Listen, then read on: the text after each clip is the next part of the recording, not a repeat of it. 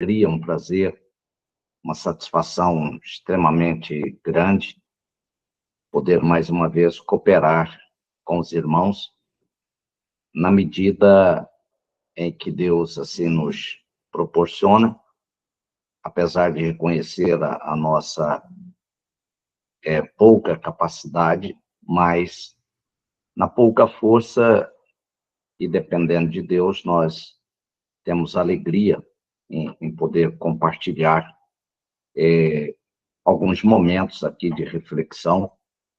Na verdade, aprenderemos juntos e eu tenho muito prazer de mais uma vez estar com essa turma, desta vez para estudarmos os capítulos 3 e 4 do livro de homilética, onde nós vamos tratar do sermão temático e do sermão textual. Então, passado esse momento aqui dos nossos cumprimentos, acredito que todos os irmãos sabem, eu trabalho no CEIFA desde a fundação, né, e tenho me esforçado para fazer com que os nossos alunos tenham o máximo de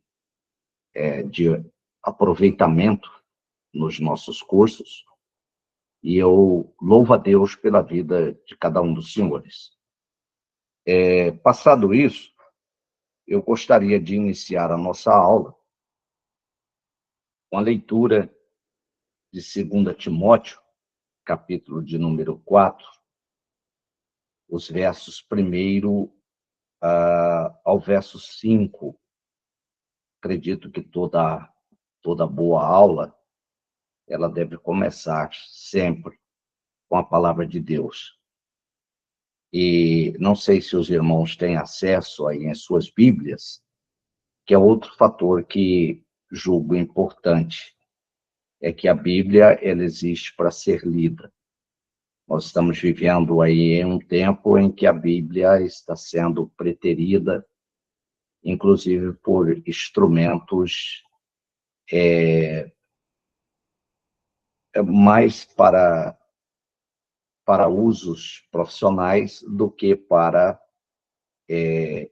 o devocional de Deus. Eu sou bastante tradicional nesse aspecto e, para mim, a Bíblia precisa ser aquela que conseguimos folhear. Respeito às opiniões em contrário, mas acho que nada substitui a Bíblia como livro. O texto aqui diz, na 2 Timóteo 4, 1 a 5, conjuro-te, pois, diante de Deus e do Senhor Jesus Cristo, que há de julgar os vivos e os mortos na sua vinda e no seu reino, que pregues a palavra, instes a tempo e fora de tempo, redarguas, repreendas, exortes, com toda longanimidade e doutrina, porque virá tempo em que não sofrerão a sã doutrina, mas tendo comichão nos ouvidos, amontoarão para si doutores conforme as suas próprias concupiscências, e desviarão os ouvidos da verdade, voltando às fábulas. Mas tu, sê sóbrio em tudo, sofre as aflições, faz a obra de um evangelista, cumpre o teu ministério. E se é uma aula bíblica, eu os convido para também curvarmos as nossas cabeças e reverenciarmos o nosso Deus de toda a glória. Senhor Deus eterno, Criador celestial, é no poderoso nome de Jesus Cristo que estamos todos aqui, Senhor, para ouvir a Tua palavra e, dependendo do Teu Espírito Santo, buscar o melhor caminho para aprendermos como ministrar a Tua palavra. Sê, pois, o nosso ensinador, o nosso guia, não somente hoje, mas sempre, na vida de cada um de nós, pois dependemos inteiramente que o Senhor nos guie a toda a verdade. Assim oramos ao Pai, pedindo que nos abra a porta da palavra, em o nome de Jesus. Amém. Amém. Meus queridos irmãos, nesse tempo que nós estamos vivendo, em que os sermões que ouvimos, talvez tenha muito pouco de um fundamento bíblico, e eu não diria fundamento teológico, mas fundamento bíblico, no sentido estrito da palavra, aonde nós precisamos compreender que pregar não é você brincar com o auditório, induzi-lo a resultados que dizem respeito unicamente a interesses que não sejam aqueles para o qual a palavra de Deus foi nos enviada. Eu faço essa distinção porque há muitas mensagens hoje tidas como grandes mensagens de Deus, que elas não obedecem os parâmetros mínimos das recomendações que a própria teologia recomenda. Às vezes, falta o conteúdo dentro do contexto que a palavra de Deus foi inspirada. Ao longo da aula, pretendemos especificar melhor estas questões. Mas, para efeito de introdução, nem tudo aquilo que se ouve hoje nos púlpitos pode ser considerado uma mensagem no sentido bíblico. Às vezes é um discurso recheado de versículos bíblicos, mas não tem sustentação se for levado a uma exegese, se for examinado dentro das regras hermenêuticas. Então, isso é extremamente sério, nós estamos vivendo uma crise nesse aspecto. Mas nós vamos começar aqui falando sobre os sermões doutrinários ou sermões temáticos. Eles são extremamente importantes, necessários, principalmente para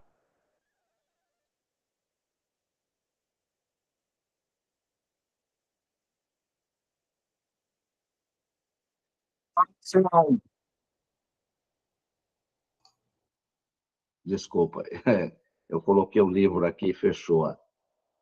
Então, o sermão temático, ele serve de uma forma muito específica,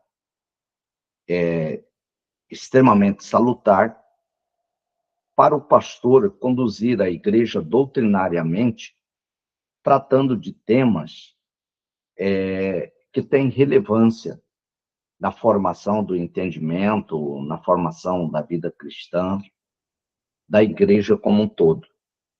Então, nós vamos primeiro estudar este sermão, essa modalidade de sermão, dizendo que talvez ele seja um dos mais fáceis de serem elaborados, porque o tema escolhido, o tema doutrinário que se tem em mente, ele já pode ser colocado como tema da mensagem que se vai pregar.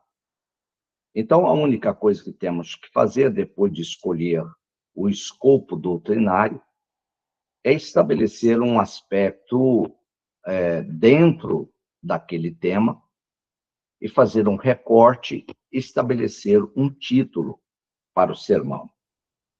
Eu acredito que os irmãos já devem ter estudado nas aulas 1 e 2, mas nós precisamos compreender e saber diferenciar entre o que é tema e o que é título. Não é? Porque o tema é o assunto que eu vou abordar. Ele é amplo. E o título é o recorte que eu faço naquele assunto para que pegue a ideia principal daquilo que se vai pregar e ele seja, de alguma forma, atrativo para o meu ouvinte, para fixar o sermão que vai ser pregado a seguir. Então, eu posso ter, por exemplo, o livro traz aqui um exemplo de um sermão doutrinário, que seria o significado da redenção. Esse seria o tema. Mas dentro desse tema, eu vou estabelecer um título, fazendo um recorte nesse tema sobre a redenção. Então, apenas para a gente entender que uma coisa é tema, outra coisa é título.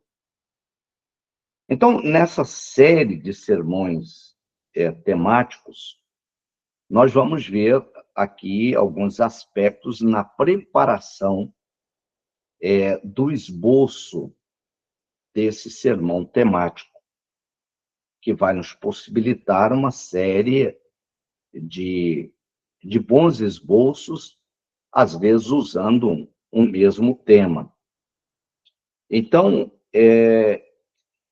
nós podemos dizer que o sermão temático, ele vai, ele inclusive ele é muito perigoso, porque de alguma forma, se ele não for bem usado, ele pode ser tendencioso. O pregador pode usar para manipular o auditório. Então, uma das coisas que se exige do pregador é o comprometimento com a palavra de Deus, é a sua honestidade para compreender, interpretar bem o texto, para que ele não fale daquilo que ele desejaria que fosse o tema, ou que fosse o texto, né? Então, nós precisamos entender que uma mensagem bíblica não pode ser o que eu penso, não pode ser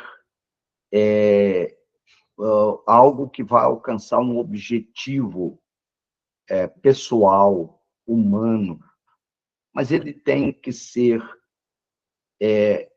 alcançar a objetividade da Bíblia, o texto para o qual ele foi inspirado por Deus. Então, veja bem, no nosso primeiro exemplo aqui, acredito que os irmãos estão acompanhando aí com seus livros, nós temos o Retratos do Homem Perfeito. Então, isso aqui, esse Retratos do Homem Perfeito, ele nos fornece um título geral para uma série de sermões. Eu posso extrair dessa ideia ampla de Retratos do Homem Perfeito. Então, dentre essa série de sermões, eu posso ter o amor de Jesus, e aí eu vou construir um sermão com esse título, O Amor de Jesus. Por quê? Porque eu estou falando de retratos do homem perfeito. Eu posso falar sobre o rosto de Jesus, as mãos de Jesus, as lágrimas de Jesus, a cruz de Jesus, o sangue e o nome. E ainda, dependendo da criatividade e da inspiração, eu posso ainda criar uma série de outros títulos e todos eles me darão possibilidade de fundamentar isso biblicamente, porque todos eles estão mostrando alguma das nuances da face de Jesus, seja espiritual, seja psicológica, seja humana, seja da divindade. Então, é como se fosse um prisma, né? Então, eu teria essa facilidade. O sermão temático me possibilita isso.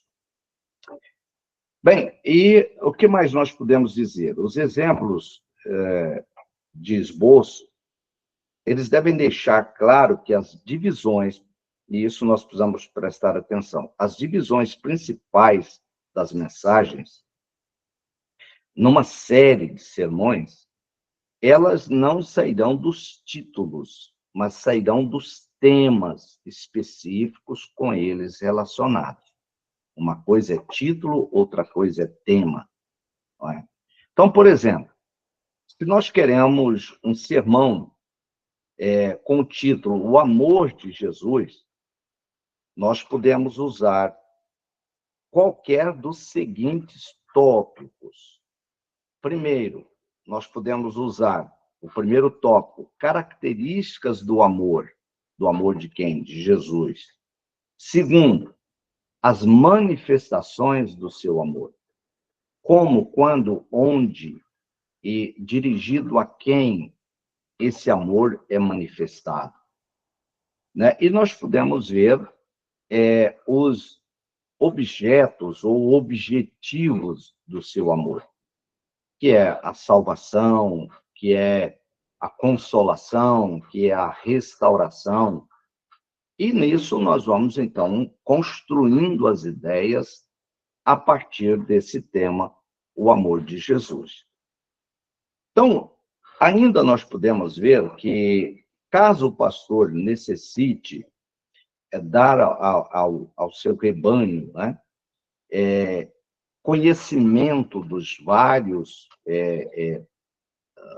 das várias heresias, erros, doutrinas de homens, doutrinas erradas que nós temos no nosso meio, nós podemos ter um título como Enganos Espirituais Comuns.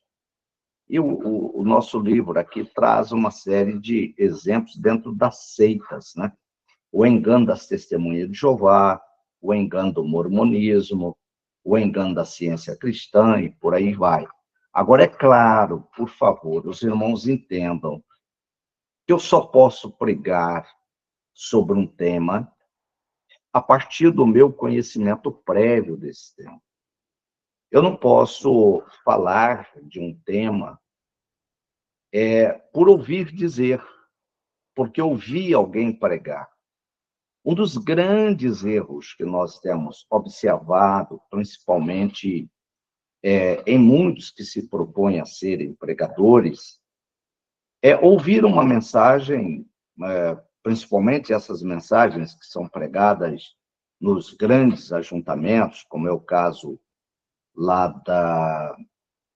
do Sul, né, onde tinha os Gideões, onde há muita gente pagando para pregar ali, porque aí dizem que enche a agenda, e depois você, de ouvir aquilo que talvez foi resultado de estudos, de pesquisas daquele pregador, você faz ali uma interpretação ao seu modo, de um recorte daquilo que ele diz, e você sai pregando uma coisa fora de contexto. E a gente vê isso todo dia. Um pregador só pode pregar aquilo que ele tem segurança para dizer.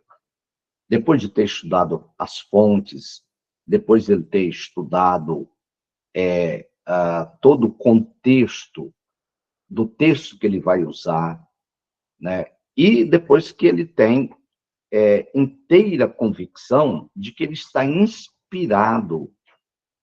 Porque uma das coisas que é difícil é quando o pregador não sabe que, por mais que ele conheça de um tema, ele não deve pregar ou elaborar um sermão se isso não for resultado de uma inspiração divina.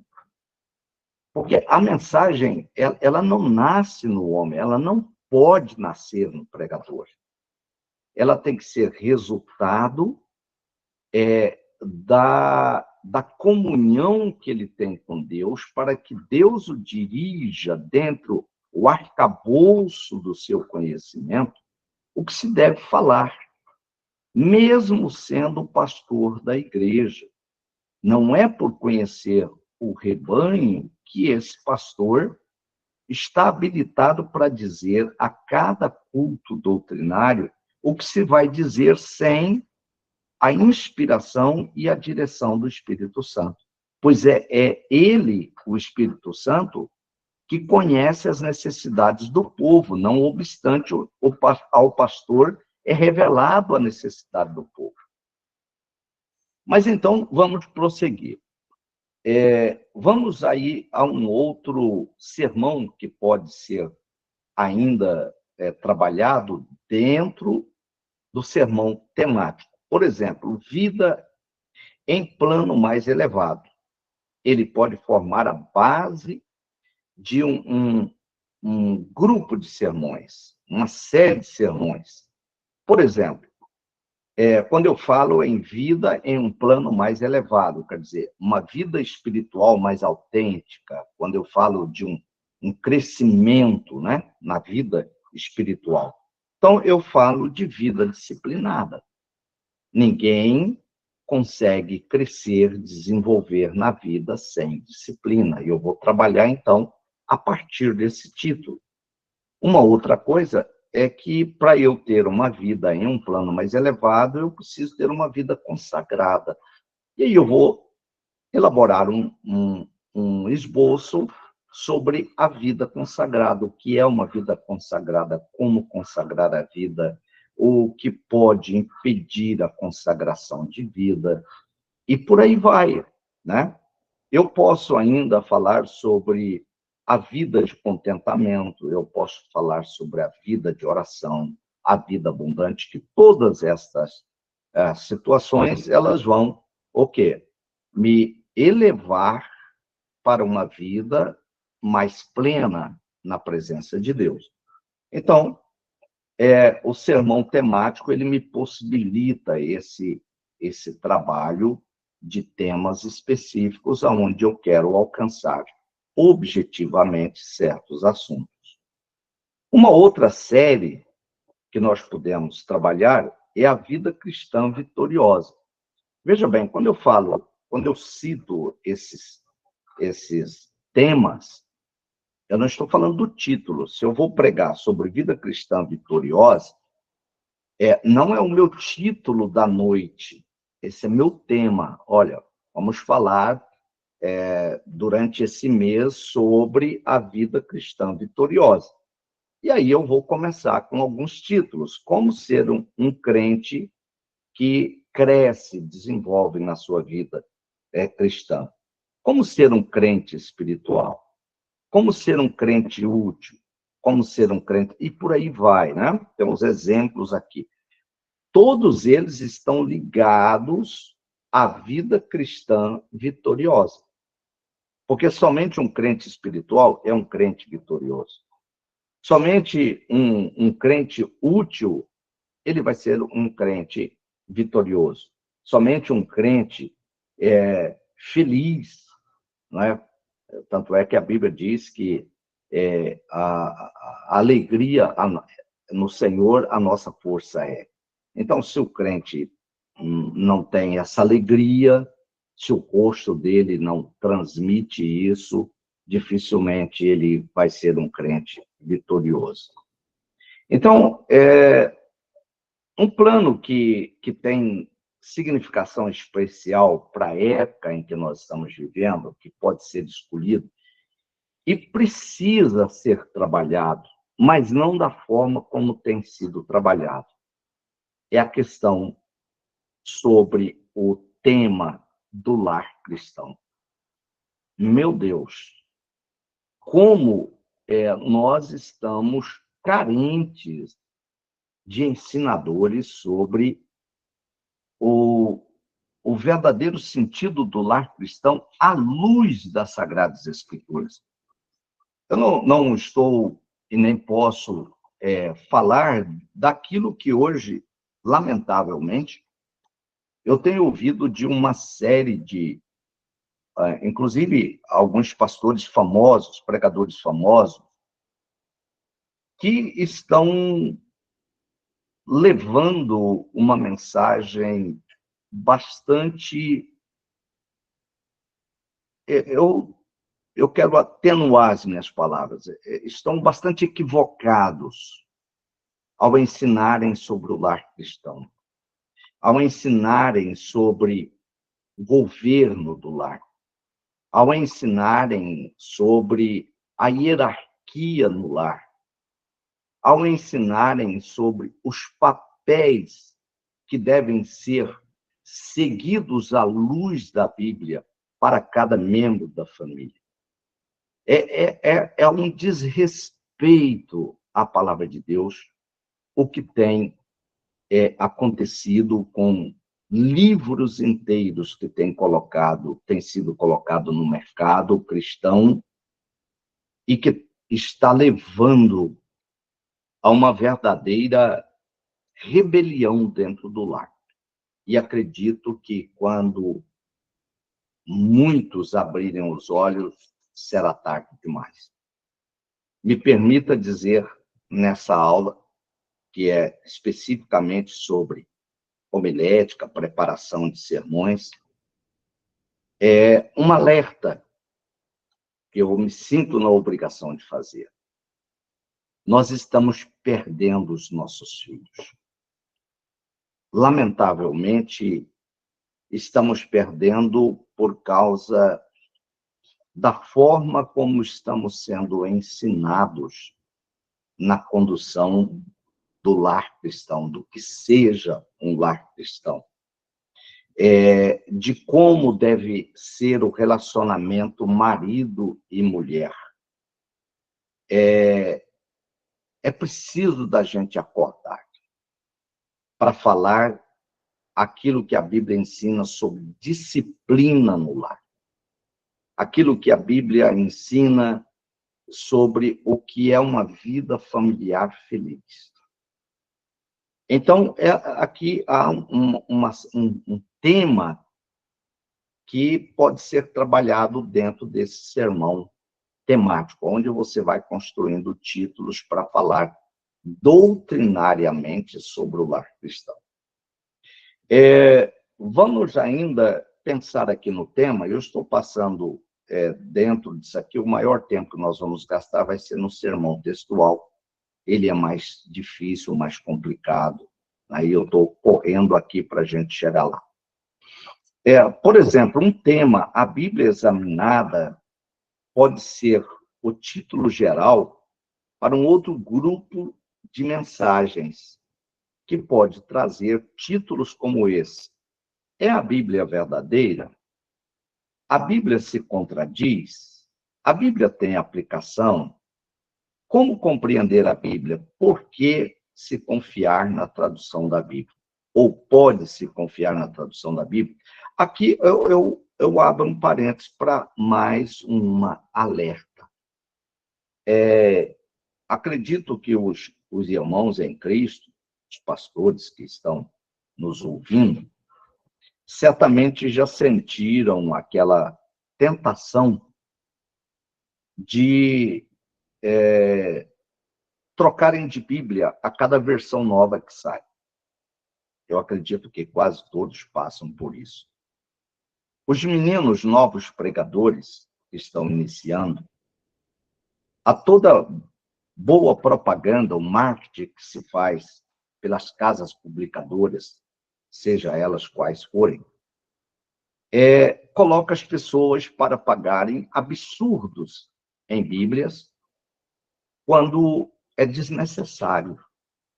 Porque o valor da Bíblia não está no papel, não está na qualidade da capa, não está na beleza, não está no nome daquele famoso que fez alguns comentários que não diz nada, que não ensina nada, que não acrescenta nada, e que são vendidas aos horrores de 400, 500 reais uma Bíblia. Quando você precisa, do conteúdo da Bíblia. Você precisa da Bíblia enxuta de Gênesis a Apocalipse.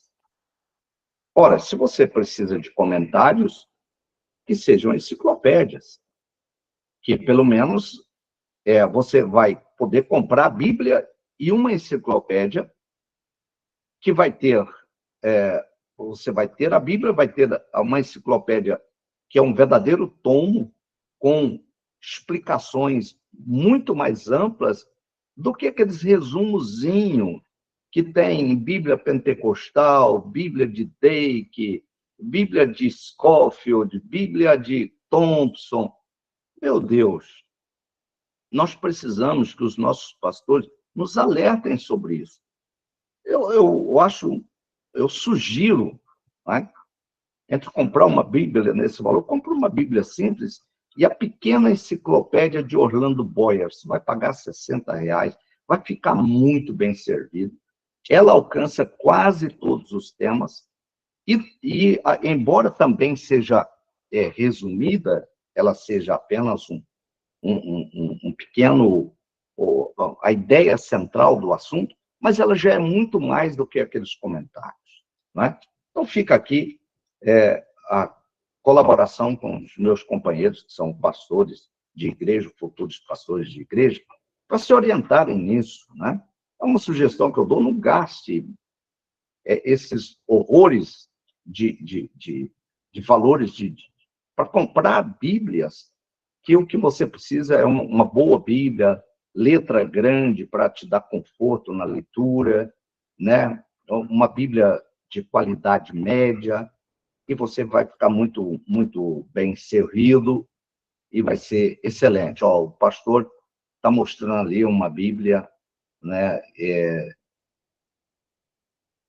Fala aí. Não entendi, pastor. Uma letra jumbo, letra grande. Perfeitamente, pastor. Essa é a Bíblia ideal, porque ela te dá conforto na leitura, ela te facilita, né? Então, é muito boa. E, irmãos, é como eu estou dizendo, já acho que há mais de 30 anos que eu deixei de comprar qualquer Bíblia desses famosos. É lucro para as publicadoras, nada mais que isso. Pastor Job ia dizer alguma coisa? Não. Ok. Bom, irmãos, vamos pensar aqui que também você pode pregar um sermão temático com base em um livro todo.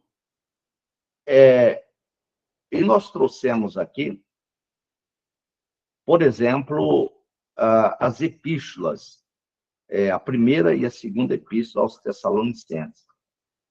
Basta que você estude. Nós poderíamos também pegar o livro de Romanos, não é? Por exemplo, o livro de Romanos, ele é o desenvolvimento de um tema que está no capítulo 1, verso 16. Eu vou até sair aqui para dar um exemplo fora do que está aqui. Lá Paulo diz, porque não me envergonho do evangelho, pois é o poder de Deus para a salvação de todo aquele que crê, primeiro do judeu e também do grego, porque nele se descobre a justiça de Deus, né? Muito bem. Todo o livro de Romanos é para explicar por que o evangelho é o poder de Deus para a salvação de todo aquele que crê, sendo primeiramente para o judeu, mas ele não fala depois para o grego, mas ele fala também do grego, quer dizer, é primeiro do judeu, mas ao mesmo tempo também para o grego, para o gentio, né? E ele diz que no evangelho se descobre a justiça de Deus. E o que ele vai fazer? Você teria o primeiro capítulo, o primeiro capítulo, não, a segunda parte do capítulo 1, do verso 18 até o verso 30 e alguma coisa, ele vai mostrar ali o pecado e a depravação dos gentios. Por que, então, que o evangelho pode condenar os gentios? Por causa do comportamento dos gentios em recusar o conhecimento da verdade de Deus. O capítulo 2, ele vai mostrar que Deus é justo porque o judeu, que dizia que ele era mestre dos mestres, guia dos cegos, mestre de crianças, e etc., e que ele tinha todo o seu toda a sua vida pautada na Bíblia, mas o apóstolo denuncia ele dizendo, olha, você que diz que não deve roubar, roubas. Você que diz que não deve cometer idolatria, você comete sacrilégio. E vai denunciando os pecados dos judeus. Então, o evangelho que condena os gentios é o mesmo que condena os judeus, que dizendo-se descendência de Deus, mas se comporta como gentios, embora conhecesse a lei.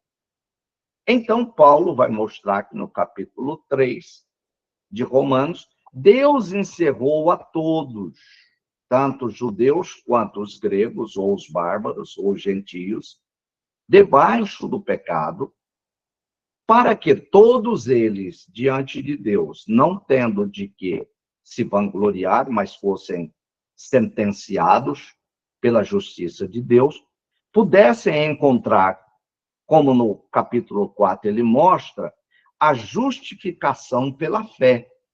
E ele vai mostrar isso tipologicamente na vida de Abraão, dizendo que Abraão foi justificado não na circuncisão, mas na incircuncisão, quando Deus o chamou, quando ele ainda não estava circuncidado. Então, se Deus o chamou, porque Deus o queria perdoar. E para perdoá-lo, Deus teve que justificá-lo. E assim Paulo, então, vai dizer que, no capítulo 5, que sendo uma vez justificados em Cristo Jesus, nós temos paz com Deus.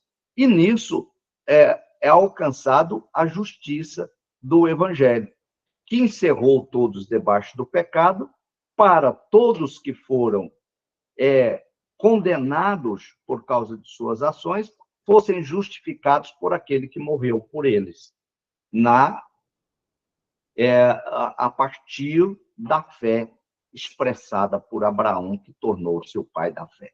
Não é? Então, você pode pegar um livro todo e você vai desenvolver, da mesma forma, um sermão temático a partir dele. Então, a sua fonte não vai ser um tema como a redenção, ou como a vida plena, ou como a vida cristã, mas vai ser um livro todo. O exemplo que nós damos aqui é a primeira e segunda epístola aos Tessalonicenses, onde essas epístolas contêm diversos assuntos doutrinários. O problema é que, muitas vezes, nós não lemos com essa atenção o que realmente estamos lendo. Nessa epístola vai prevalecer alguns temas. Por exemplo, Paulo ensinando os cristãos primitivos a respeito de Deus, de Jesus, de Cristo, do Espírito Santo, do Evangelho, do caminho da salvação, da segunda vinda de Cristo, dos crentes e de Satanás. Todos esses assuntos estão na primeira e na segunda epístola aos Tessalonicenses, que se a gente pegar todos eles e colocá-los, fazer deles um elenco, nós teremos uma fonte bastante ampla para a gente trabalhar esses sermões temáticos. Vamos pensar aqui sobre um tema, né, da segunda vinda de Cristo, quando nós estudamos ele na primeira epístola. Nós vamos perceber que em todas as páginas da primeira epístola aos Tessalonicenses, está falando sobre a segunda vinda de Jesus Cristo. Só que muitas vezes a gente não pensa, não presta atenção que ele está falando isso no primeiro capítulo, no segundo capítulo, terceiro, quarto, até o quinto capítulo. O que nos chama atenção são aqueles versículos mais propalados, como quanto ao tempo e às estações, não necessito que vos escreva, porque quando disserem a paz e segurança, virá repentina destruição e tal. Então, esses versículos, nós ficamos com ele mais em mente, mas nos esquecemos que, às vezes, em todas as páginas, todos os capítulos, ele está falando do mesmo tema. Então, aqui nós temos a bem-aventurança da esperança do crente. Ele colocou isso como um tema, como um título. E o tema, ele colocou efeitos que a esperança da segunda vinda de Cristo produz sobre o crente. Primeiro, produz a paciência. Onde é que ele buscou isso? 1 Tessalonicenses 1:10, quando ele deve esperar dos céus, né, a Jesus Cristo e tal. Então, ele tem que ter paciência nessa espera. Assegura recompensa pelo trabalho, quer dizer, o crente será recompensado, será galardoado pelo trabalho que ele efetivamente fez na vinda do Senhor. Satisfaz aos anseios da santidade, né? A santidade, ela só vai encontrar a plenitude daquilo que a gente busca, a santidade, na vinda de Jesus. Porque a santidade, ela vai servir na sua plenitude na vinda de Jesus. A gente vai ver a diferença daquele que é santo, daquele não é, na vinda de Jesus. Ora, lembrem de Hebreus, capítulo 12, verso 14. Segui a paz com todos e a santificação, sem a qual, quer dizer, sem a santificação, ninguém verá o Senhor. O grande problema, meus queridos, é que a igreja, lamentavelmente, todos nós somos assembleanos, eu acredito que sim, ou pelo menos estamos numa classe assembleanos, parece que nós estamos perdendo o vínculo com esse tema da santidade. E eu, sinceramente, olhando para a igreja de hoje e para a igreja que eu abracei há uns quase 50 anos atrás, eu fico a me perguntar, quem é que não entende o que é santidade? Se aquela igreja aonde eu iniciei, ou se é a igreja de hoje. Porque, sinceramente, com todo respeito aos que pensam o contrário, mas quando eu olho para a igreja de hoje, e eu me lembro da igreja que eu vim, eu fico pensando se realmente eu estou na Assembleia de Deus. E a minha conclusão, já em 90%, é que eu não estou mais na Assembleia de Deus. Por quê? Porque o que eu aprendi como santidade hoje é refutado como uma coisa prejudicial à fé. Mas foi aquela santidade que fez essa igreja chegar a esse número de membros que ela tem hoje, mas que agora, porque está seguindo os neopentecostais, e desculpe quem pensa o contrário, nós estamos perdendo membros. Ou então estamos nos transformando em uma doutrina que não é nossa. Aí fica cada um com aquilo que tem por conclusão. Bom, ainda, não é, um efeito que a esperança da segunda vinda de Cristo produz na vida do crente é que ela dá o consolo em meio à aflição. Nós somos consolados pela esperança da vinda de Jesus. E ela enriquece a nossa oração, né? Agora, é muito significativo, né?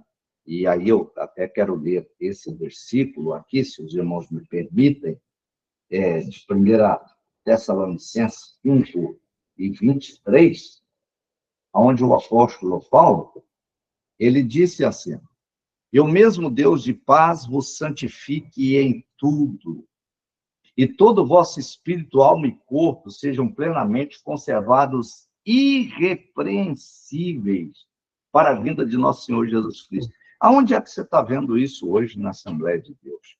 Aonde é que espírito, alma e corpo estão sendo irrepreensíveis plenamente para a vinda de Jesus Cristo? Então, nós temos que, como pregadores da palavra de Deus, como pastores, nós temos que olhar para uma realidade ao nosso redor e nós temos que ser sinceros, primeiro, conosco mesmo. Porque o grande perigo é que nós estejamos nos enganando a nós mesmos. Estamos nos deixando levar por os sermões de pessoas que o apóstolo Judas já denunciou que entraria no nosso meio. E se você olhar lá no verso 4 de Judas, ele vai dizer que os homens que entrariam no nosso meio e que nos dominariam seriam homens ímpios, que transformariam ou transtornariam a graça de Deus, transformando-a em devassidão. Não sou eu que estou falando. É a Bíblia que diz que se introduziriam em nosso meio homens ímpios. Ora, mas um homem ímpio no nosso meio que estivesse assentado no banco, no auditório, não seria capaz de influenciar-nos ao ponto de fazer com que a graça de Deus, que uma vez foi experimentada pelos nossos piedosos pastores do passado, fossem transformados hoje em uma juventude que está vivendo uma verdadeira devassidão no nosso meio e ninguém diz nada, não é? Então, nós precisamos ter muito cuidado, como estudantes da palavra de Deus, para não estudar uma coisa e aceitar outra. Às vezes não fazemos, não concordamos, mas isso não é suficiente. Só lembrando a todos nós da velha e trágica história de Ló. Ló estava em Sodoma e Gomorra, e a Bíblia diz que ele não concordava com nada daquilo que estava acontecendo na cidade de Sodoma e Gomorra, tanto é que a Bíblia diz que a alma dele se angustiava ao ver o que estava ali acontecendo. Só que tinha uma coisa, ele não tinha força para sair de Sodoma e Gomorra, ele não tinha pensado em sair de Sodoma e Gomorra, e se não fosse a revelação de Deus para um homem justo, que era amigo de Deus, e que Deus disse que não faria nada sem avisar para aquele amigo, não tivesse revelado para ele, Ló teria sucumbido junto com aquela cidade. Então, às vezes, nós não temos a intenção e não concordamos, mas estamos vivendo em um lugar que talvez esteja condenado a sofrer o juízo de Deus. Então, como pastor, nós precisamos pensar sobre isso. E pensar seriamente enquanto podemos pensar. Muito bem. Meus irmãos, então, é isso sobre o sermão temático, não é? E o que nós temos para resumir é que nós precisamos entender do sermão temático é observar duas importantes regras na apresentação de qualquer série de mensagens temáticas. Em primeiro lugar, ela deve ser breve, ainda que o tema seja bem desenvolvido, se a gente demorar nesse temário, os crentes vão perder o interesse por ele. Então, se você tem uma série de sermões a partir de um tema que você escolheu para tratar com a igreja, que ele seja breve, que seja rápido, que você não prolongue aí meses falando sobre o mesmo tema. Os crentes vão perder o interesse.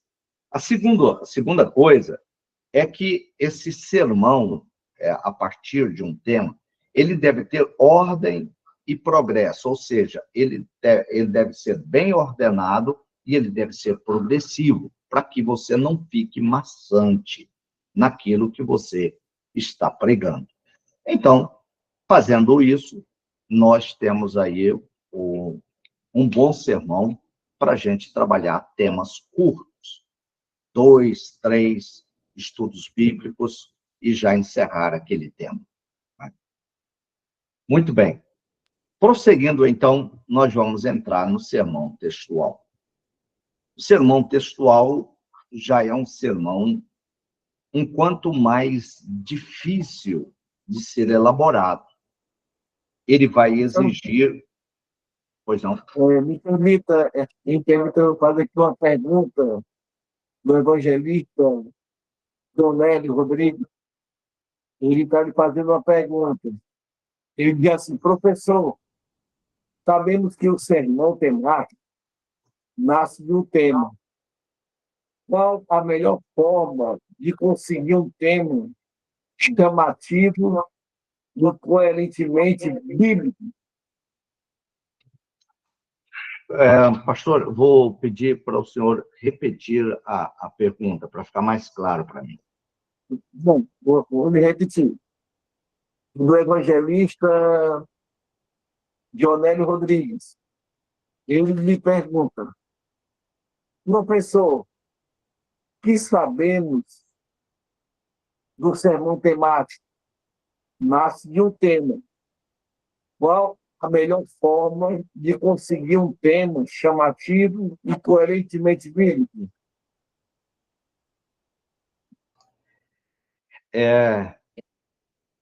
O nome do irmão é o Evangelista Dionélio. Evangelista Dionélio. Muito bem. Eu só conheço uma forma de você ser bem-sucedido em qualquer modalidade de sermão que você escolher. É você buscar o tema na oração e na consagração. O grande problema que nós estamos enfrentando, e principalmente com o advento da internet e de tantos mensageiros, que se dizem mensageiros, e pregadores, e esboços, e sermões que estão publicados, é que as pessoas vão buscar em fontes que não são fontes apropriadas para inspirar um crente comprometido com Deus para ensinar o rebanho dele. Lembra de uma coisa, evangelista. Quando você vai ministrar a palavra, você vai alimentar o rebanho de Deus. Porque um sermão nada mais é do que alimento. Esse alimento é para um rebanho que está à espera de pastos verdejantes. Ora, o que nós temos observado é que a filosofia, e quando eu falo filosofia, eu estou englobando os escritos da teologia, porque você não tem como dissociar, não essa teologia básica que nós estamos estudando, mas a teologia avançada, você não tem como dissociá-la da filosofia. Ela é meramente o resultado de pensamentos racionais daqueles que produziram tais livros dentro dos campos teológicos que se propõem a formar. Essa não é a fonte para um pregador. A fonte do pregador é a Bíblia. Eu me lembro do saudoso pastor Antônio Gilberto, talvez um dos maiores ensinadores que a Assembleia de Deus teve no século passado, e ele dizer que o pregador deve ter como única fonte de pesquisa para o seu sermão a Bíblia Sagrada. E a inspiração deve ser a consagração de vida. Então, como é que eu vou conseguir um bom tema? Primeiro, quando eu tenho conhecimento bíblico. Eu vejo muita gente pregando sem conhecer a Bíblia. Às vezes ele conhece a Bíblia parcialmente e ele quer pregar sobre temas que ele não conhece, não é? Agora, por outro lado, deixe-me dizer uma coisa. Como nós dissemos no início da aula, o sermão temático ele é muito usado para os sermões doutrinários. Então, se você vai doutrinar sobre vida cristã, aí você vai... o seu tema é a vida cristã. Agora, quando é que você vai falar de vida cristã?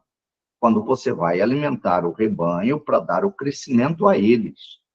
Né? Então, o apóstolo Pedro recomendou que, antes de tudo, nós devemos crescer na graça e no conhecimento de Jesus Cristo. Né? Então, eu espero ter respondido aí a sua pergunta, né? O tema deve ser buscado na oração. A inspiração para a pregação, ela deve ser buscada na consagração de vida. Não se deve pregar sem oração, sem jejum, sem leitura bíblica. Vai. E às vezes eu vejo alguns pregadores que chegam na igreja da gente para os grandes congressos e ele começa a dizer, olha, eu cheguei de viagem na quinta, passei em casa, troquei a mala e viajei para o congresso tal, saí de lá na segunda, cheguei na terça na minha casa e eu tive que resolver os problemas de casa que estava para resolver e já peguei o avião e estou aqui hoje e eu não sei que dia que eu vou chegar em casa. Quando é que esse indivíduo ora? Quando é que ele jejua? Porque quando a gente vê os pregadores, e olha, que eu já convivi na igreja onde eu fui auxiliar, na igreja de Minas Sul, eu vi os pregadores que lá chegavam e, sinceramente, eu os via comer quase como um sucuri. Eles são bons de garfo. E eu não sei onde é que eles jejuam, porque quem come daquele jeito, desculpa os que pensam o contrário, mas eu acho que são pessoas que não têm muita disposição em jejuar, né? Então, é isso. Eu espero que os irmãos compreendam. Vida de pregador é vida solitária, é vida de consagração, é vida de leitura bíblica, é vida comprometida com Deus e com a igreja local. Ele tem que estar congregando. Se ele não tem igreja para congregar, por favor, não leve na sua igreja. Que Deus nos abençoe, né? Podemos prosseguir? Sermão textual. Então, esse sermão, a gente vê poucos pregadores pregando sobre ele. Por quê? Porque não é para qualquer pregador. Ele vai demandar mais acuidade, né? Ele vai demandar mais estudo, ele vai demandar mais reflexão. Então, não dá para inventar. Os pregadores gostam do sermão temático porque eles inventam, às vezes pegando textos para formarem as divisões do sermão, que às vezes não tem nada a ver um texto com o outro. Mas ele faz um recorte do texto e aquilo, então, parece que está dentro da temática que ele se propôs a pregar. Mas se você for analisar o texto que ele usou está dizendo outra coisa, né? Então, o sermão textual, ele é diferente, porque vocês estão estudando, e eu acredito que muitos já sabem, você tem o sermão temático, textual e o expositivo, que é um terceiro tipo e ainda também bastante complicado. No sermão temático, nós começamos com um tema. No sermão textual, o próprio nome já indica. Nós começamos com um texto, né? Agora, que tamanho é esse texto? Esse texto pode ser uma parte de um versículo, pode ser um versículo todo, pode ser uma seção de 4, 5 versículos, pode ser um capítulo inteiro e pode ser um livro. Como ainda há pouco, eu citei para vocês o caso de um sermão textual que dá para construir a partir de qualquer das epístolas, mas vai demandar muito estudo exegético, estudo hermenêutico da epístola, o que às vezes o pregador não está disposto e sequer tem tempo nessa época de rede social que a gente vê tanta postagem dos pregadores que a gente chega a duvidar se realmente eles fazem outra coisa fora do púlpito, senão brincar nos Facebook e Instagram da vida. Então, vamos lá. O exame da definição desse sermão textual, ele vai dizer que as divisões principais, elas são derivadas de um texto que é constituído de uma parte das Sagradas Escrituras. E, como eu disse, pode ser um pequeno uma pequena parte de um versículo, pode ser um versículo todo, e pode ser vários versículos, até capítulos inteiros. Então, quando nós analisamos essa definição, nós vamos observar que as linhas principais do desenvolvimento do sermão, ou do desenvolvimento do texto que nós escolhemos, ele vai dar as sugestões dos tópicos, né? Então, eu vou tirar do próprio texto ali as sugestões da divisão do meu sermão que eu vou pregar. Então, esse texto que pode constituir de parte de um versículo é a primeira parte da regra. A segunda afirma que cada divisão ela é derivada do texto que está sendo usado como uma linha de sugestão. Ou seja, eu não posso, com raríssimas exceções, pegar um texto para pregar um sermão textual e fazer a divisão do meu sermão usando o tópico, a linha do tópico, fora do texto que eu escolhi. Nos exemplos que nós vamos ver aqui a seguir, vai nos fazer compreender melhor. Então, vamos tomar primeiro a passagem de Esdras, capítulo 7 e verso 10. Quando a gente lê esse texto, a Bíblia diz que Esdras, ele teve como o propósito, ele assentou no coração de buscar a lei do Senhor e de cumprir, de obedecer e de ensinar a lei do Senhor. Esdras 7, verso 10. Ora, essa passagem, ela vai me dar um título, ela vai me dar um tema, que é o propósito do coração de Esdras. Qual que era o propósito do coração de Esdras? E a gente vai ver, então, que para a composição desse sermão, cada uma das divisões do sermão vai ser uma linha do versículo que foi escolhido, porque Esdras tinha disposto no coração buscar a lei do Senhor e a ensinar, né? Então, vamos lá. Na primeira divisão, nós vamos falar do propósito do coração de Esdras de conhecer a palavra de Deus. Ora, Esdras 7:10 não apresenta detalhes suficientes para o desenvolvimento da primeira divisão. Ou seja, qual que era a primeira divisão que ele coloca aqui? Nós vamos perceber que a sua primeira divisão, que está aqui em cima, é que ele tinha disposto o coração para buscar a lei do Senhor. Essa é a minha linha de sugestão. Agora, o que eu vou falar mais sobre isso? A pergunta é essa. Bom, então vamos analisar o exemplo que aqui é dado. Nós vamos ver que, ao analisar o contexto dessa passagem, nós vamos encontrar no verso número 6, desse mesmo capítulo, que Esdras era um escriba versado na lei de Moisés. É o que eu falei há pouco, que um pregador precisa conhecer a Bíblia. Então, o Esdras era um homem versado na palavra de Deus. Então, essa é a primeira coisa que eu observo.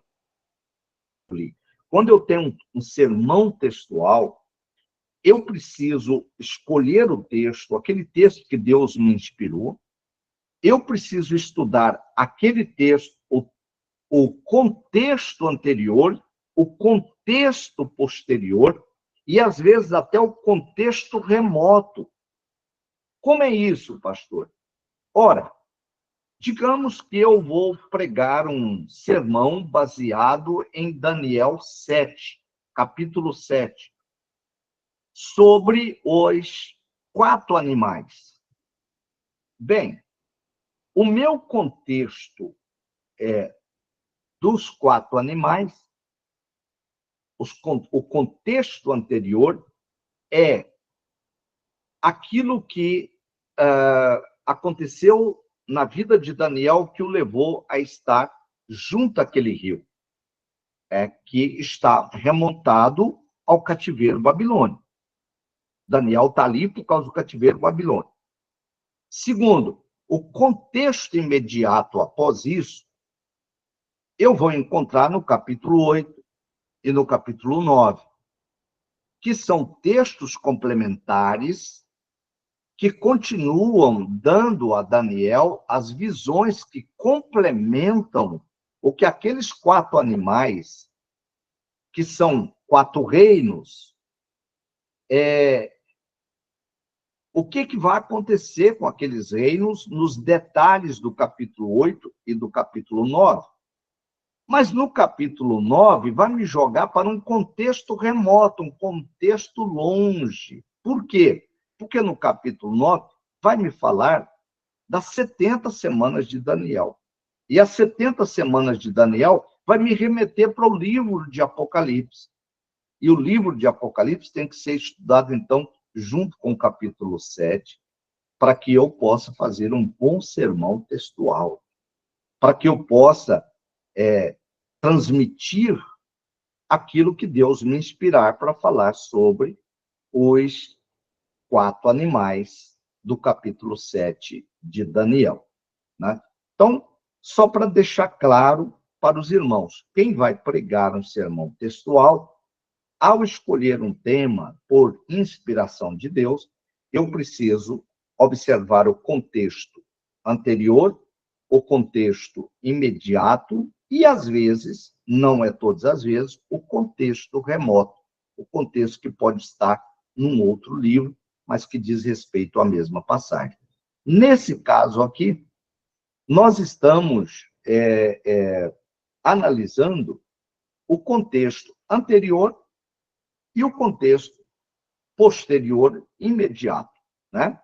O verso 6, o verso 11, 12 e 21 e os versos 14 e 25.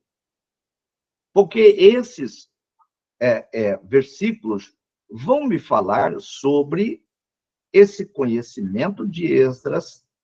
Ele vai me falar que Esdras era um escriba da lei de Deus, ou seja, era um copista, era um que reproduzia a lei de Deus, embasava a sua autoridade para ensinar a lei de Deus.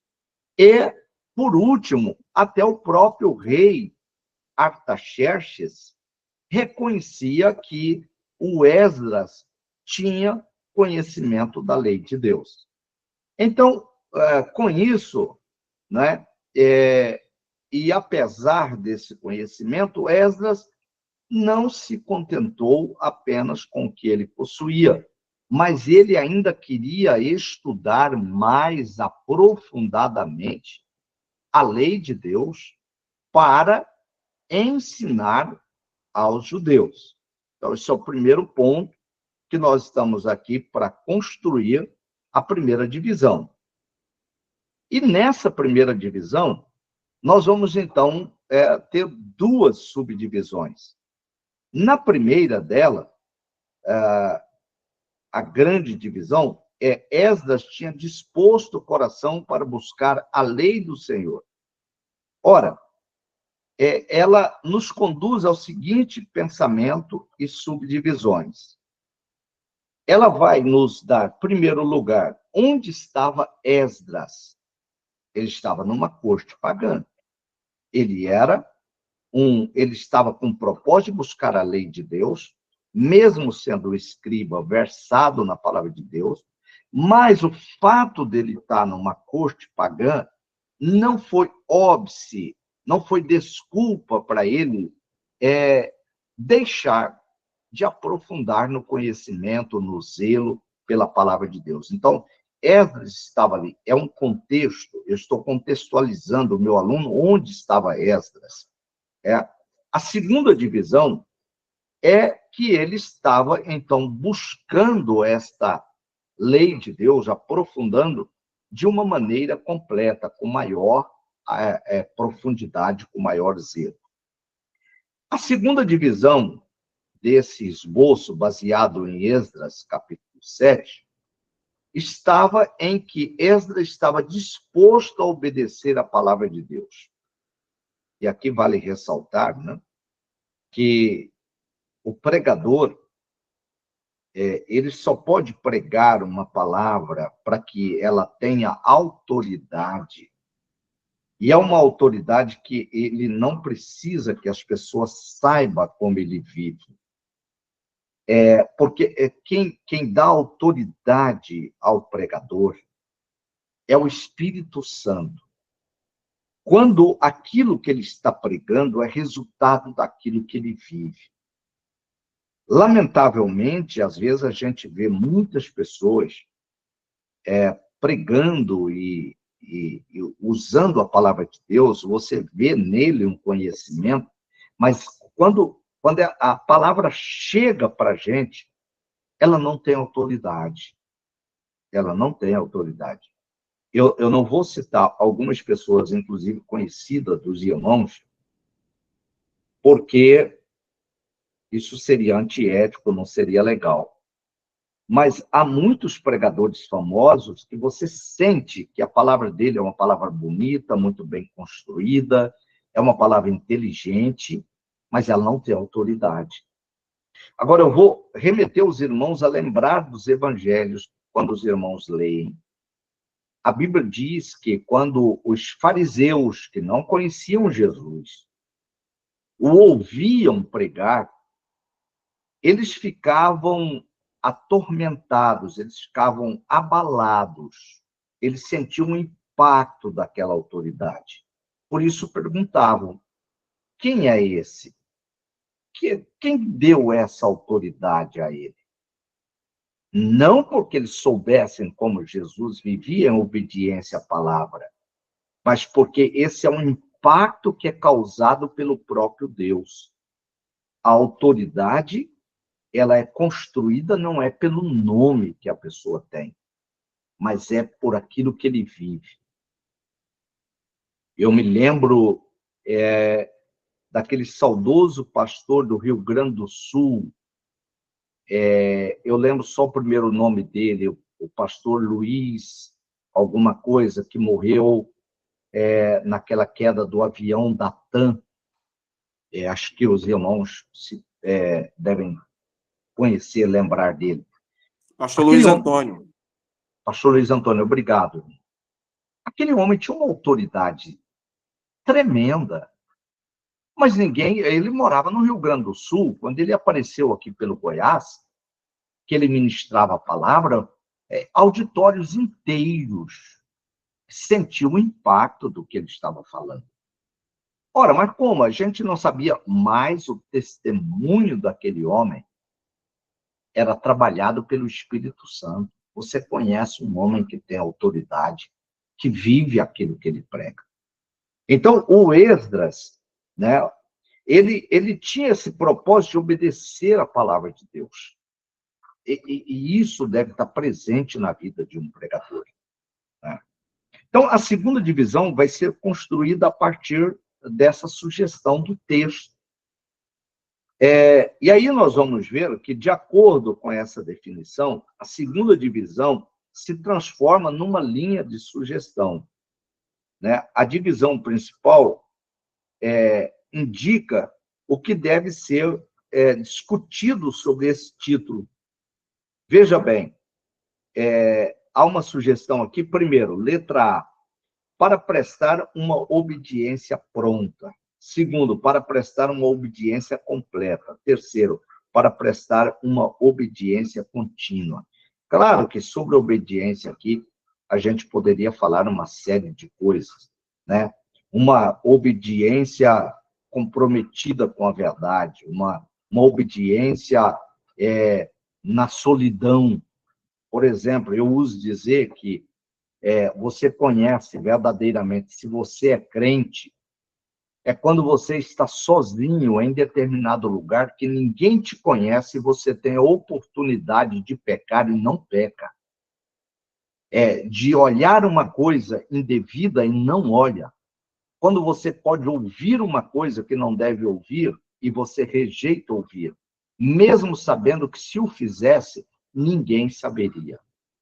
Esta é uma forma de demonstrar que verdadeiramente você obedece à palavra de Deus. Não é porque tem olhos te vigiando, mas é porque você sabe que os olhos de Deus procuram os fiéis da terra para que andem com ele, não é? E você quer andar com ele. Então, por isso, você não faz coisas erradas. A terceira divisão é que o Esdras estava disposto a ensinar a palavra de Deus. E ensinar a palavra de Deus não é para qualquer um. Porque para ensinar a palavra de Deus, a primeira coisa eu preciso aprender. Primeira coisa, eu preciso aprender. A segunda coisa, eu preciso praticar. Porque a palavra de Deus, ela não é ensinada por discurso.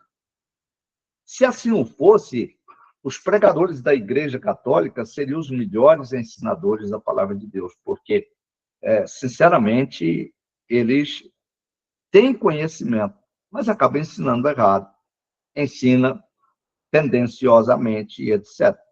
Né? Agora mesmo, o mundo ficou admirado quando o Papa Leão XIV, né? 14, não sei, 16, o atual, ele simplesmente proclama que Maria não é intercessora, que Jesus é o único Salvador. Quer dizer, os católicos, e eu já conversei com alguns, estão arrumando argumentos para desfazer essa fala do Papa. Não, não é bem isso que o Papa queria dizer. Se o Papa não escrever numa encíclica, então o que ele falou é mais de cunho pessoal, etc. e tal. Quer dizer, ele disse uma verdade, mas é uma verdade que acabou soando sem autoridade. Por quê? Porque ele não está disposto a obedecer o que ele proclamou, que só Jesus é Salvador. Então não adianta nada, porque ninguém mudou por causa disso que o Papa falou no meio católico. Não é? Então a autoridade está naquilo que eu pratico, né? E para ensinar a palavra de Deus, eu tenho que conhecê-la e eu tenho que estar disposto a praticá-la. Muito bem. Então, com isso, essa disposição de ensinar a palavra de Deus, eu posso desenvolver as seguintes subdivisões. Primeiro, ensinar com clareza. E aí, deixa eu dizer uma coisa, viu? Compartilhar com os meus queridos colegas. Talvez possa haver, né, entre os irmãos estudiosos, alguns que conheçam grego e hebraico. Deixa eu dizer uma coisa. O grego e o hebraico, ele pode ser muito importante para o exegeta, para o estudioso da palavra de Deus. Mas se você não for professor de grego e hebraico num seminário, que é unicamente aonde interessa citar grego e hebraico, por favor, não cite grego e hebraico na igreja. Não faça isso. Isso, eu diria assim, que é um esnobismo sem necessidade. Desculpa, mas eu tenho que ser sincero, eu tenho que compartilhar com os meus colegas que igreja não é um lugar para você exibir conhecimento. É um lugar de você falar com a simplicidade que Jesus falava. Lembrando que a igreja é um lugar heterogêneo. É um lugar onde você tem desde um simples camponês, um trabalhador braçal, como pode ter também um doutor. Mas você está falando para todos. Logo, você precisa falar de uma forma que o seu sermão não seja um sermão com palavras que sejam tão baixas que o letrado vai ignorar, mas não seja um sermão em que as suas palavras sejam tão elevadas que a metade da igreja ou mais não vai saber o que você está falando. E se você pegar as palavras de Jesus, você vai ver que Jesus não esnobou em nada. Jesus pregava usando exemplos os mais simples possíveis. Ela mostrando as aves dos céus, ela mostrando os lírios do campo, era mostrando os sinais dos céus, relâmpagos, trovões, que todo mundo conhecia, não é? Então, é muito importante que você fale com clareza e que você fale ao povo de Deus que está ali para te ouvir. Eles querem ouvir a palavra de Deus. Se você observar a Bíblia, você vai ver que a Bíblia foi escrita numa simplicidade tremenda.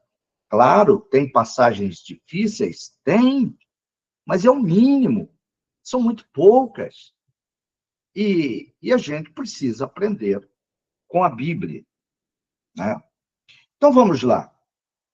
Vamos pensar nesse esboço aqui como um todo. O texto que serve, então, para essa sugestão, e as divisões, as subdivisões, elas não passam de um desenvolvimento das ideias contidas nas respectivas divisões principais. Ou seja, eu tenho a divisão principal, que foi sugerida pelo próprio versículo, é uma digressão do próprio versículo, e depois eu vou fazer as subdivisões dentro daquela divisão maior, né? Agora, observe que a regra diz que as divisões principais, né, que as ideias contidas nas divisões principais, ela é extraída de outras porções das Sagradas Escrituras. Então, vamos lá para um título aqui, dando prioridade às coisas importantes. E aí vamos para o sermão do Esdras, o propósito do coração de Esdras. Letra A, estava disposto a conhecer a palavra de Deus, numa corte pagã, de maneira completa. Já falamos lá atrás. Estava disposto a obedecer a palavra de Deus, prestar uma obediência pronta, prestar uma obediência completa, prestar uma obediência contínua. Terceiro, estava disposto a ensinar a palavra de Deus ao povo de Deus, né? E numa segunda subdivisão, que aqui nós enumeramos, né? Deveria ensinar com clareza. Pois bem, agora, irmãos, nós esmiuçamos isso aqui com maior detalhe, o livro trouxe assim, didaticamente, para compreendê-lo. Vamos pegar um texto que está na sequência, de Isaías 55, verso 7. O texto que diz: deixa o perverso o seu caminho, o iníquo os seus pensamentos, converte-se o Senhor, que se compadecerá dele, e volte-se para o nosso Deus, porque é grandioso em perdoar. Esse é o texto escolhido para o tema, né, para esboçar a partir dele um sermão. As subdivisões desse esboço não foram retiradas do próprio texto, todas elas, porque a terceira subdivisão, ela foi tirada de outra parte da Bíblia, porém com a mesma ideia. E é isso que no sermão textual a gente tem que ver.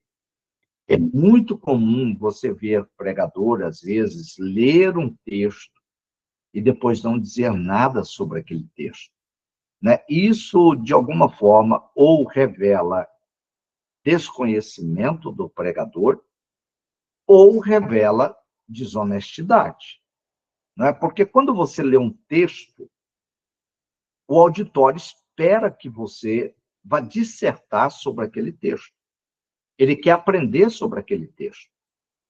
E eu já vi pregadores, inclusive, né, às vezes com temas dos congressos que foram enviados a eles meses antes, quando foram contratados, e ele chegar no púlpito, no dia, todo mundo está esperando ele falar sobre o tema, e ele dizer, olha, Deus me dirigiu para falar num outro tema. Olha, sinceramente, eu não vou dizer que isso não acontece, mas eu vou dizer que isso, na maioria das vezes, é mentira do pregador. É porque ele não se preparou naquele tema. Porque se uma igreja me envia um tema 1 mês, 2 meses, 3 meses antes, para um determinado evento, é certeza que essa igreja estava orando durante esse tempo em que eles programaram o congresso, o evento, até o dia do congresso, terão feito períodos de oração, campanhas de oração, jejum, madrugada, tarde, noite, vigília, dizendo, Senhor, fala conosco, queremos ouvir a sua voz, tal. Através de quê? Daquele tema escolhido. É o tema que o pastor foi direcionado para falar à igreja.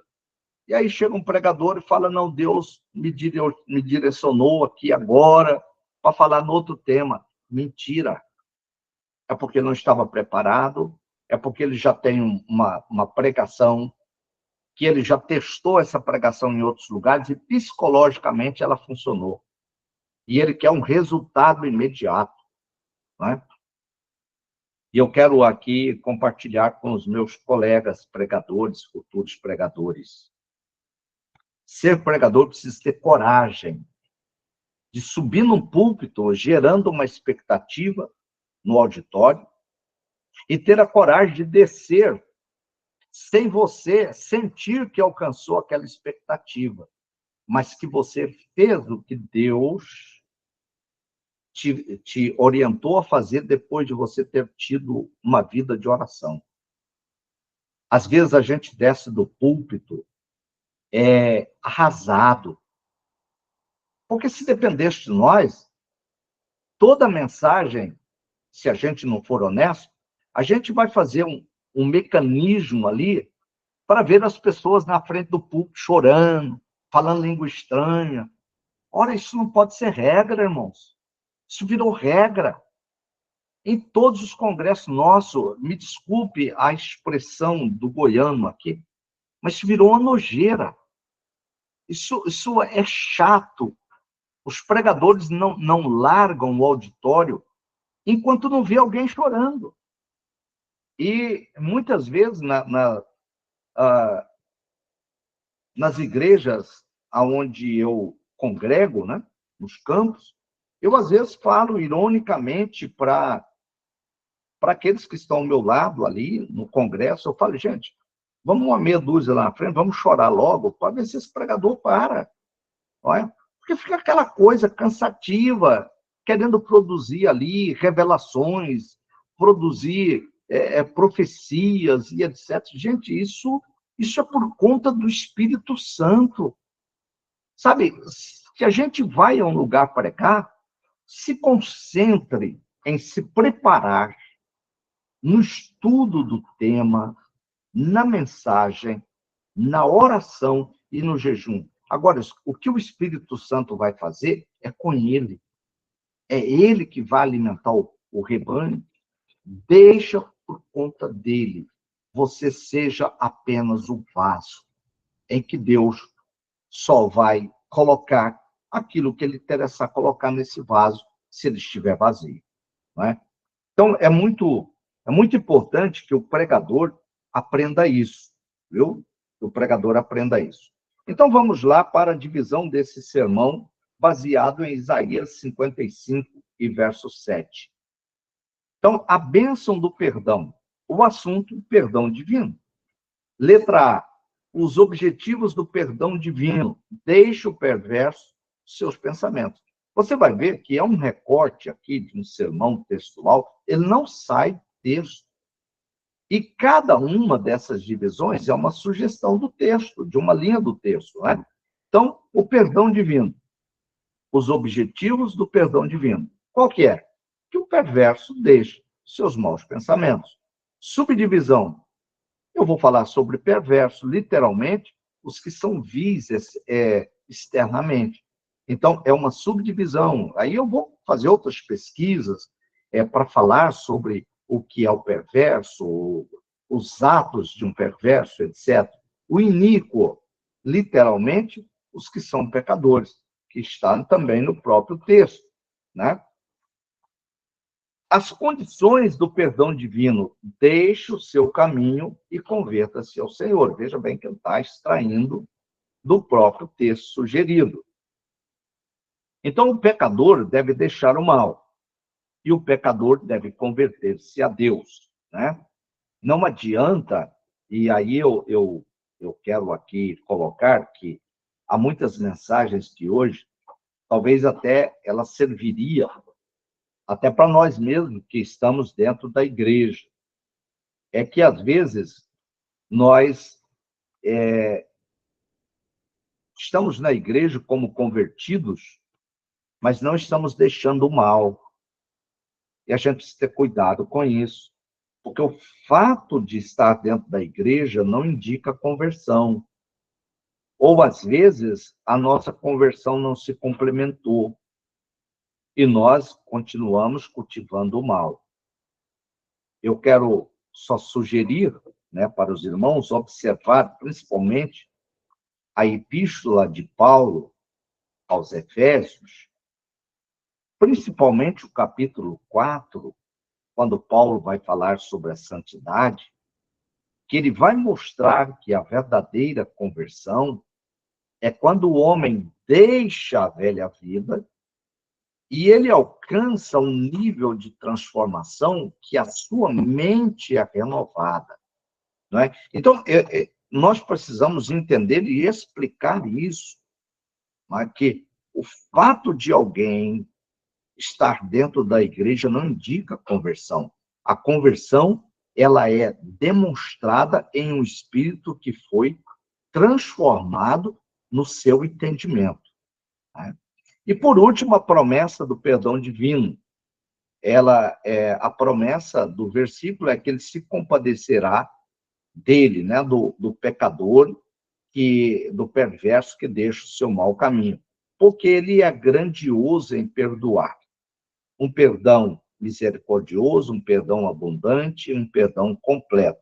Então, essa terceira subdivisão aqui, ela é sugerida de outros textos da Bíblia que complementam essa ideia. Posso fazer isso num sermão textual? Posso, desde que não seja todo ele feito em todas as divisões com textos que estão fora do texto que foi escolhido, né? Então, os exemplos de esboços textuais que nós trazemos aqui mostram que as divisões principais no esboço textual devem ser tiradas do versículo ou versículos que formam a base da mensagem.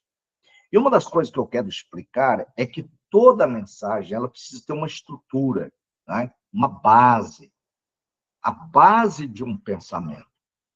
Um sermão ele precisa ter o início, o meio e ele precisa ter conclusão, ele precisa ter aplicação, né? Senão, é como se você entrasse numa rua, que a gente chama aqui do Goiás de rua morta ou rua sem saída, né?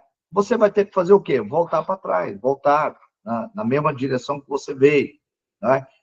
Um sermão, eu vejo muitos sermões dos pregadores de hoje que acabam dando um fim que eles querem ao sermão, ou seja, aquele movimento na frente do púlpito, e eles não fazem a conclusão.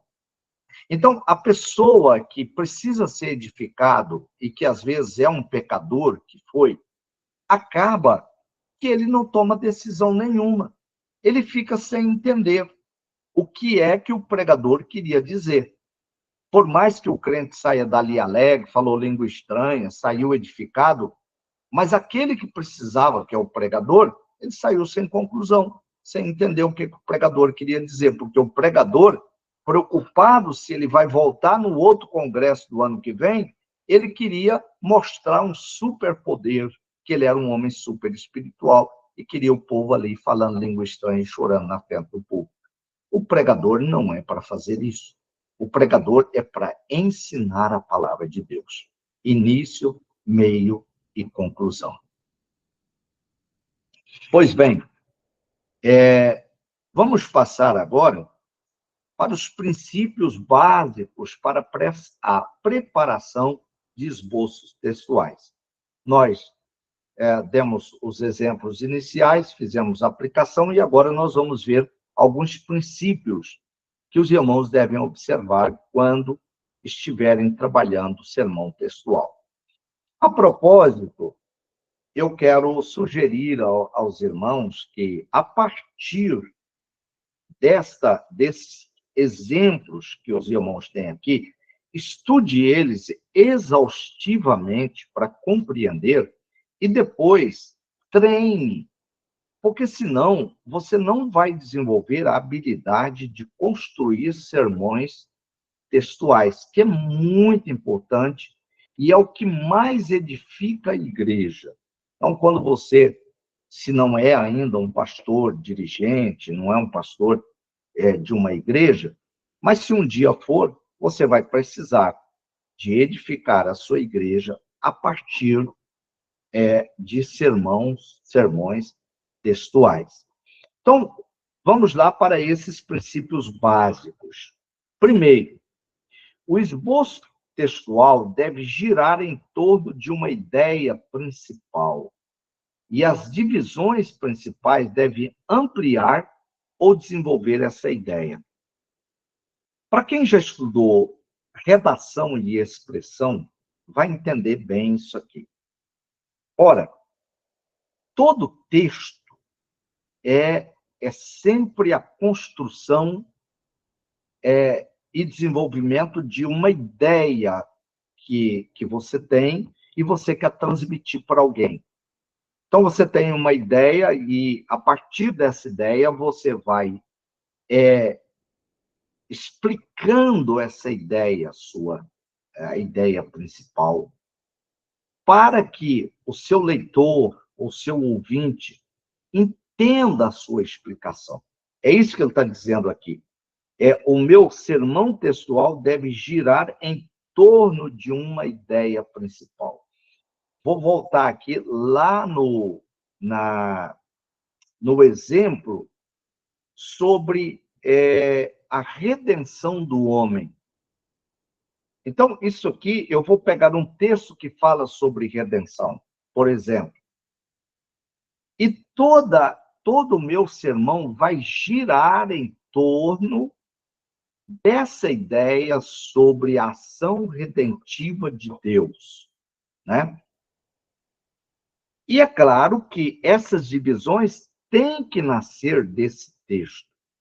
Então, se eu quero falar sobre a redenção do homem, eu vou ter que olhar os vários textos que falam sobre a redenção do homem e analisar aquele que eu consigo, do próprio texto, desenvolver as ideias da divisão do meu texto, tirando do próprio texto, ligando-a a essa ideia principal. Então, vamos aqui o exemplo que ele dá, baseado em Romanos, capítulo 12, verso 1. O título é o sacrifício do crente. Então, ele coloca a razão do sacrifício. Ele vai no texto. O texto é: rogo-vos, pois, irmãos, pelas misericórdias de Deus. Então, qual é a razão do sacrifício? As misericórdias de Deus externadas sobre a minha vida. Segunda divisão. O que deve ser sacrificado? E o texto vai dizer: apresentai os vossos corpos em sacrifício vivo. Não é? Então, qual deve ser o sacrifício do crente? o sacrifício do crente deve ser o seu próprio corpo. Por quê? Por causa da misericórdia de Deus. Terceiro, quais as condições desse sacrifício? O meu corpo deve ser oferecido a Deus em sacrifício vivo, porque a causa de eu não ser consumido são as muitas misericórdias de Deus. Então, por causa dessa misericórdia, eu sacrifico o meu próprio corpo, e esse sacrifício é um sacrifício vivo que eu ofereço a Deus. Como é que é esse sacrifício vivo? E aí eu vou dizer para os irmãos, né, o que eu disse à igreja onde eu pastoreio, que a maioria dos nossos cultos não obedecem a essa recomendação bíblica, porque a maioria de nós, às vezes, quando estamos em culto nas nossas igrejas, o nosso corpo está dentro da igreja, mas a nossa alma, o nosso espírito está em qualquer outro lugar do universo, menos ali dentro da igreja. Tanto é que, às vezes, a gente chega a não compreender uma determinada palavra do culto porque a gente não estava prestando atenção. E se eu não estava prestando atenção, é porque eu não estava oferecendo o meu corpo em sacrifício vivo ali diante de Deus. Estar presente em um culto e participar é eu estar centrado, aonde absolutamente nada pode tirar a minha atenção de quem está falando, de quem está apresentando a pessoa de Cristo.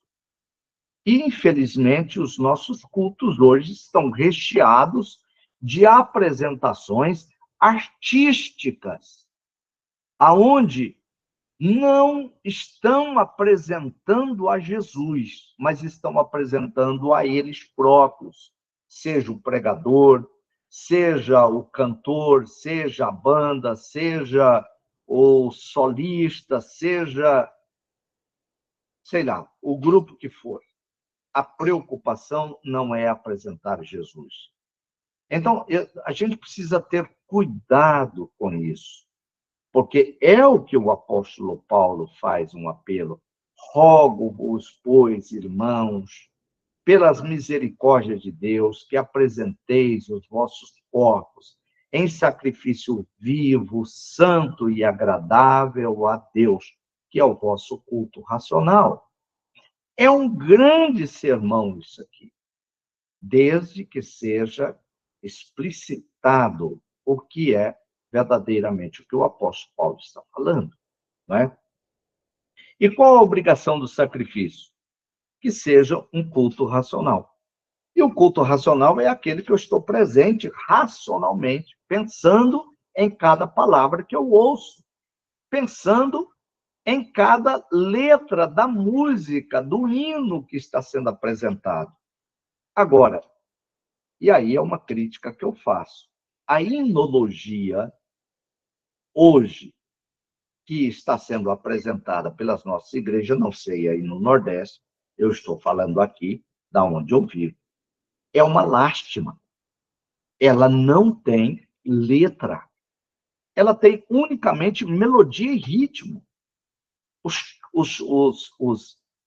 cantores que vivem para vender o produto da sua musicalidade, eles estão preocupados se o povo vai gostar da melodia e do ritmo.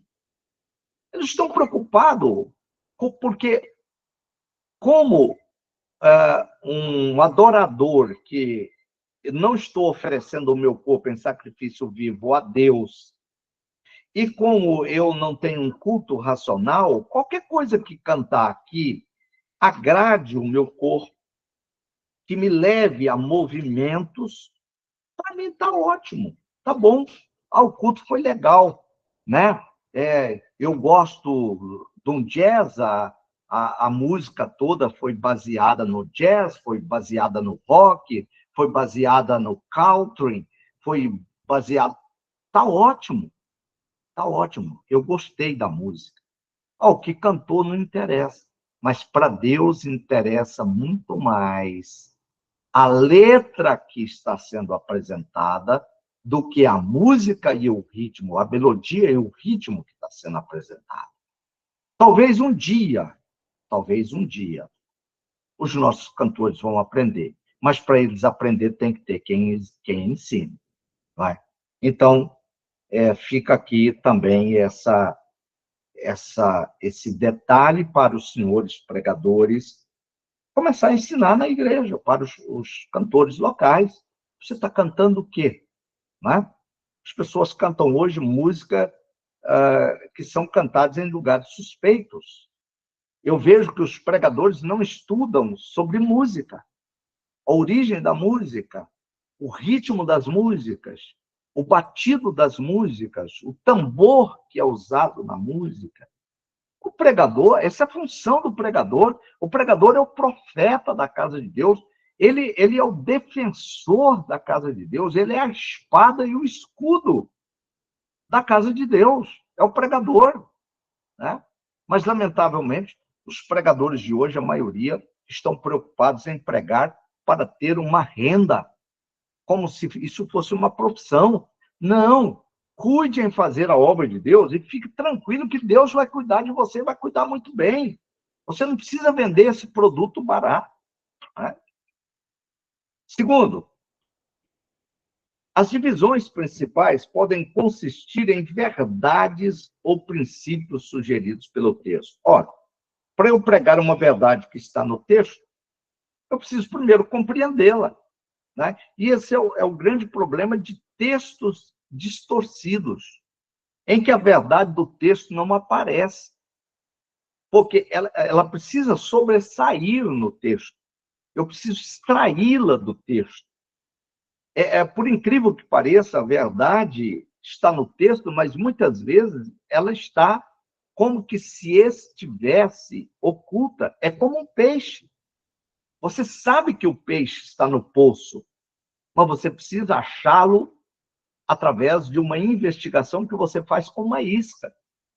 Tá? Então, o texto é como você fazer um mergulho para pescar com um arpão, né? com um balão de oxigênio. Você vai atrás do peixe para extraí-lo dali, né? Apanhá-lo com um arpão. Então, o texto, às vezes, exige que nós mergulhemos nele. Né? E aí o que vai nos auxiliar é a ferramenta da exegese, da hermenêutica.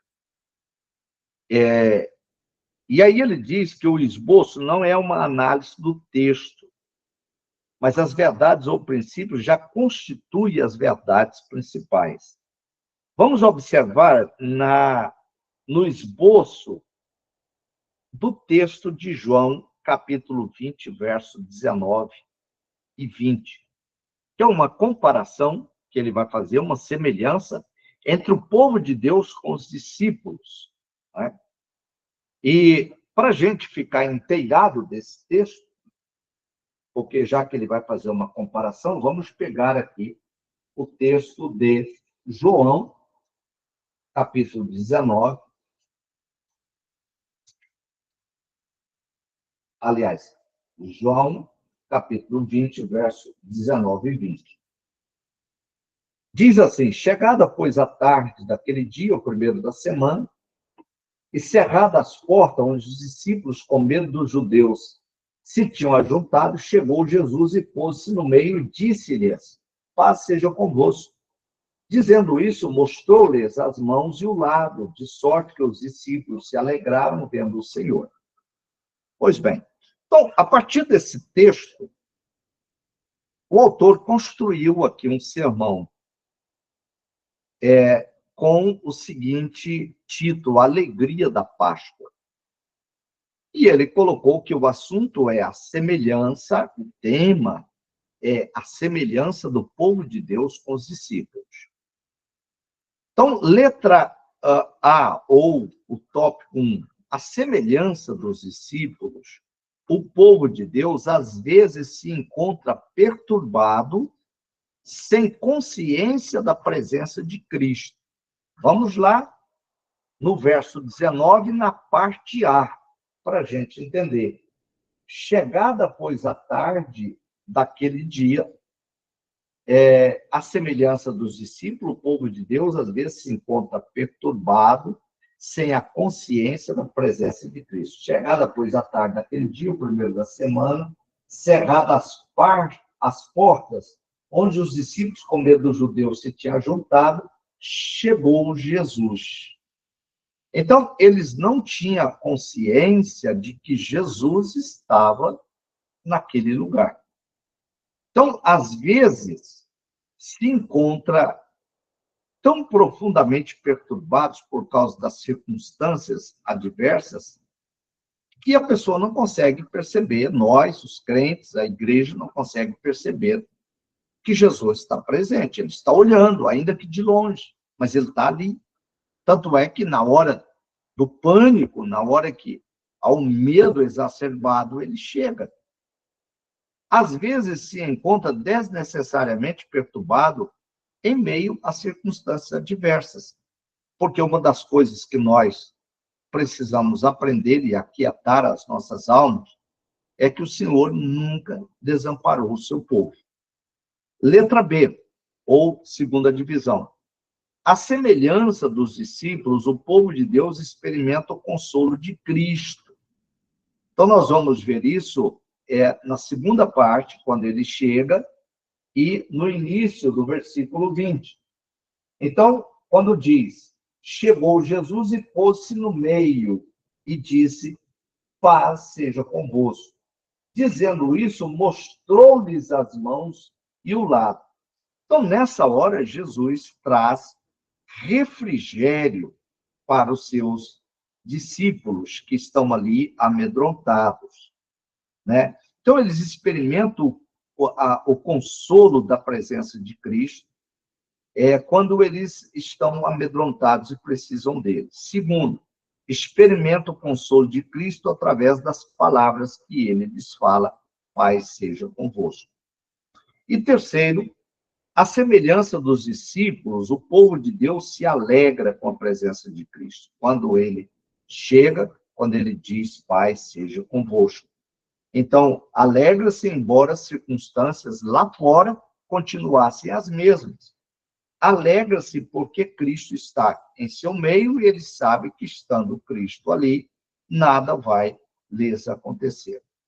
Pastor, eu faço aqui uma pausa para dizer que são 23 e 22. Eu esqueci de perguntar, e pelo o ritmo aqui, o que falta, a gente vai chegar à meia-noite.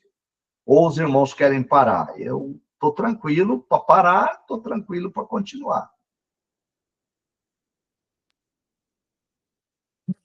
Então, os irmãos dizem aí, então, pede que o nosso diretor continue dando essa honra.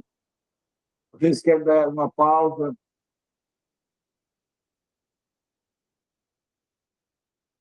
E tem até perguntas, viu? Que foram colocadas aqui. E eu creio que o tempo não vai dar aquela possibilidade de responder a todos. Então, em respeito ao senhor, não vou dizer a sua idade, mas a sua grande experiência. Eu não entendi, pastor. Eu já pergunto se o senhor pode continuar na próxima aula, segunda-feira que vem. Entendi. Tranquilo, por mim, sem problema. Se os irmãos quiserem que eu volte, de repente querem que eu pare e não volte.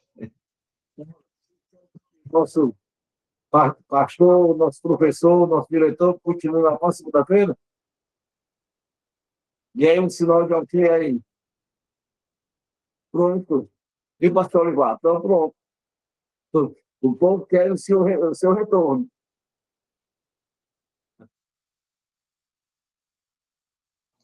Então, tá ok, meus irmãos. Voltaremos na próxima segunda, e aí os irmãos precisam me lembrar o horário. Eu começo aqui, não lembro de parar, não. só para testemunhar para os irmãos, onde eu sou pastor dirigente, eu tenho o horário de começar o estudo bíblico, eu não tenho hora de parar. Então, eu às vezes esqueço do horário, né? Então, eu mergulho na palavra de Deus e aí, para mim, é a alegria que eu tenho, tá bom? Vocês me lembram da próxima vez. Isso era uma pastor, ter o senhor na segunda-feira. Amém. 9h30 aqui, pessoal. Ele é pontual, viu? Deus abençoe a todos, meu grande abraço aí. Todos fiquem na paz do Senhor Jesus. Que Deus abençoe o nosso pastor Olivar. Graças a Deus, pelo que aprendemos muito hoje. Que Deus continue cada dia mais iluminando nós, que devemos crescer sempre na graça e no conhecimento. É essencial. E eu acredito que muito bom a gente pegar os marcos, né? Ninguém, os exemplos, as atitudes, e ter visto da pessoa do nosso pastor Olivar. Eu creio que os irmãos sentiram muito a presença de Deus quando mesmo, né, se expressou acerca da construção da palavra de Deus, da vivência de aplicar esse conhecimento primeiramente em nossas vidas, como é essencial. Professor, muito obrigado. Queria que o senhor orasse e essa pausazinha, mas segunda-feira que vem queremos o senhor de novo. Amém. Vamos orar então. Senhor amado Deus, eterno Pai, Criador celestial. É na graça do Senhor Jesus Cristo que nós te louvamos, agradecidos, porque sabemos, ó Pai, que o Senhor prepara os teus servos para a grande batalha que eles já estão fazendo nos seus municípios, onde eles estão se colocando à disposição do teu reino. Que a graça do Senhor continue jorrando sobre eles, dando-lhes entendimento, sabedoria, unção e, acima de tudo, disposição e saúde, para que eles possam, Senhor, servir ao Senhor com toda a dedicação e com o coração aberto para fazer a tua obra. Meu Deus, e agora despeça-nos em paz, levando-nos, a cada um de nós, para os nossos lares, acobertados pelo sangue e pelo poder do nome de Jesus. Assim, nos despedimos e pedimos a tua bênção, uma semana de paz para todos nós, em nome de Jesus. Amém. Paz do Senhor, até segunda-feira. Paz o Senhor. Meu abraço a todos. Paz, bom, honra, dobrada. Amém. Paz do Amém. Senhor. Amém.